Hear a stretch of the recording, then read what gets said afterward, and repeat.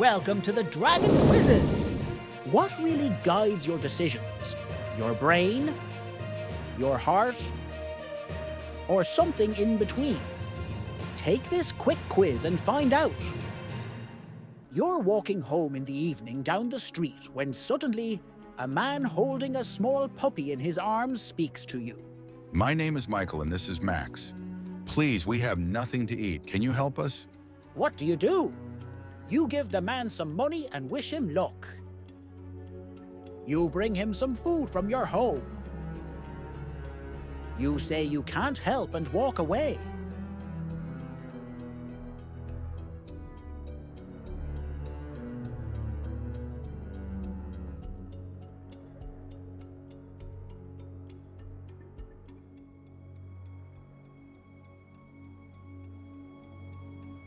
The next day, you're hurrying home and take a shortcut through the park.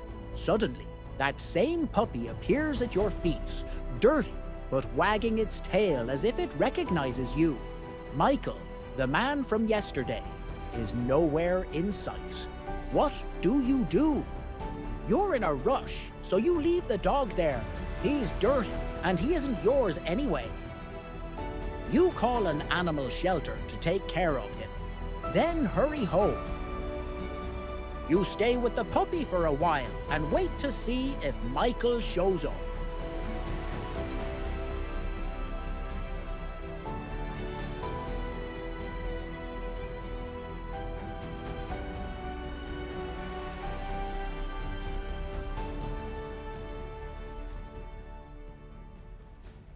That evening, you watch the news and see a notice about a missing puppy. There's a $5,000 reward for finding him. The puppy in the picture looks exactly like the one from the park. What do? You immediately call the TV station and say you saw the puppy in the park today. It might still be there. You decide not to call just yet. You want to be sure it's the same dog. You run straight back to the park to try and find the puppy. That reward is tempting.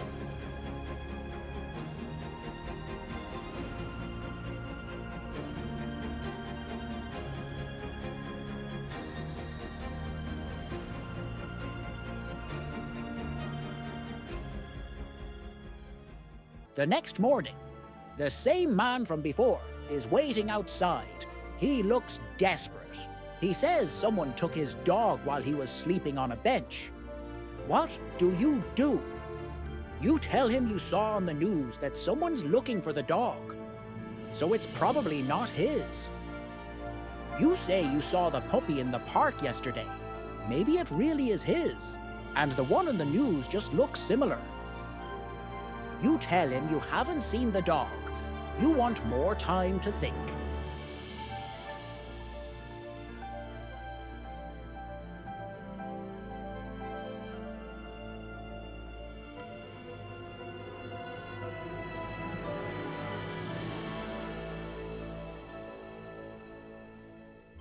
That evening, you get a message from a friend.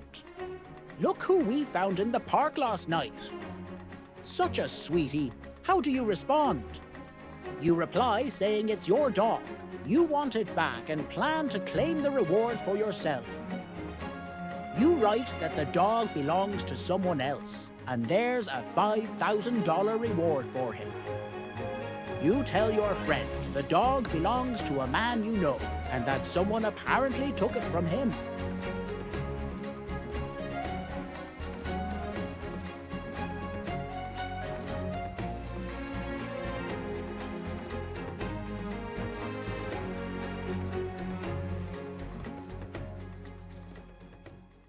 The next day, you and your friend agree to return the dog for the $5,000 reward and split it.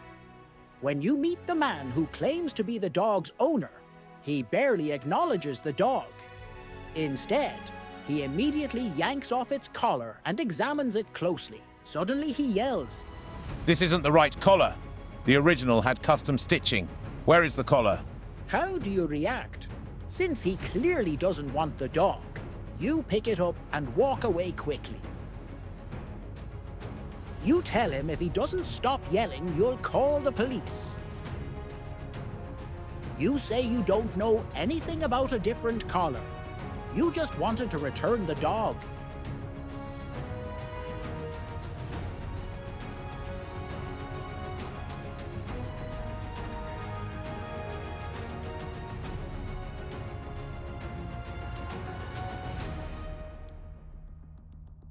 That night, you can't sleep.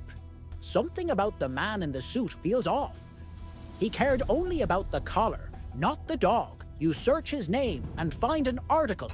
The Smith family died in a jet crash, leaving one heir, Patrick, who looks just like the man you met. What do? You put the pieces together.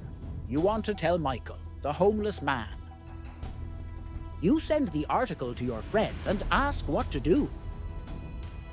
You tell yourself it might not be the same dog. You don't want to jump to conclusions.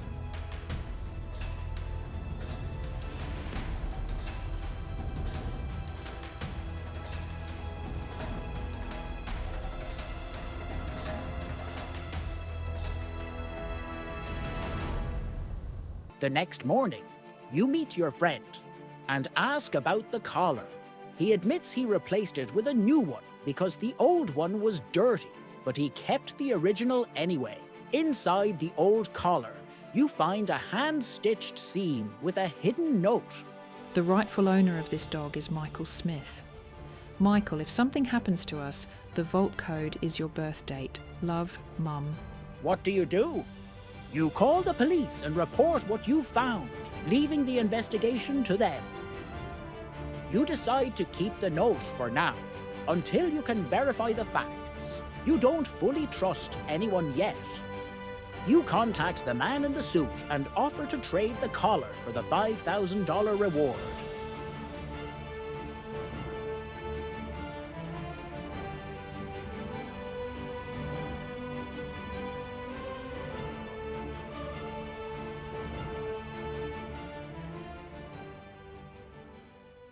In the morning, you take the dog and the collar with the letter and go find Michael.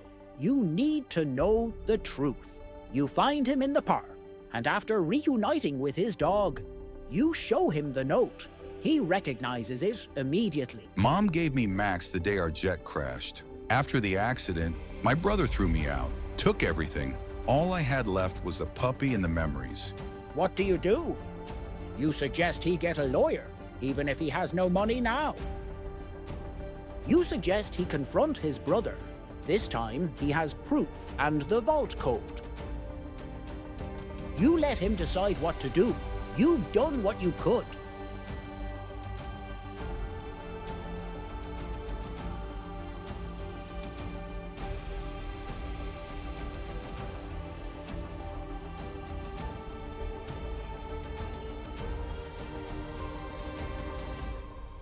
Sometime later, Michael calls you, his voice full of gratitude. Thanks to you, I got my life back. I want to give you some cash. I'm also building a center for the homeless and want to name it after you. But if you prefer, I can offer you a new home and a top position at my company with premium pay and no time restrictions. What do you choose? You accept the money and allow the center to be named after you. You want to keep helping.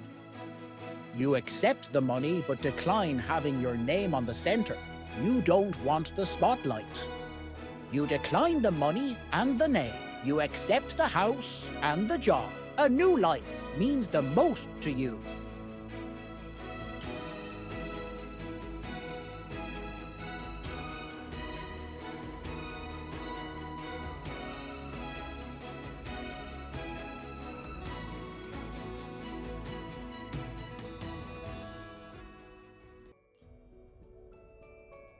If you scored between 100 and 160 points, your head leads the way.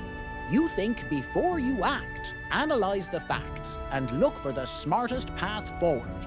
You're calm under pressure, practical, and rarely swayed by emotional impulses. That's your strength, and it often keeps chaos at bay. But sometimes, your rational side can push away things that require feeling. not solving. Don't forget, logic builds the plan, but heart gives it purpose. You're strong. Now let yourself feel too. If you scored between 170 and 230 points, your heart and mind are in balance. You walk the line between thought and feeling, knowing when to listen to your heart and when to trust your head. This balance makes you dependable, wise and grounded. You adapt well, and people often turn to you in crisis. But carrying both sides can be heavy. You may struggle with indecision or fear of letting someone down. Trust that your inner compass is stronger than you think. You don't just choose, you understand. If you scored between 240 and 300 points, you decide with your heart. You feel deeply, care genuinely, and act with instinctive kindness. Your heart often speaks louder than logic, and that's what makes you so human. You're the one who sees people, not just situations, but sometimes your emotions may cloud your judgment or cause you to carry burdens that aren't yours to hold. Still, the world needs hearts like yours, people who choose compassion even when it's not easy. Which side guides you, heart or head? Let me know in the comments, and please like the video if you enjoyed it.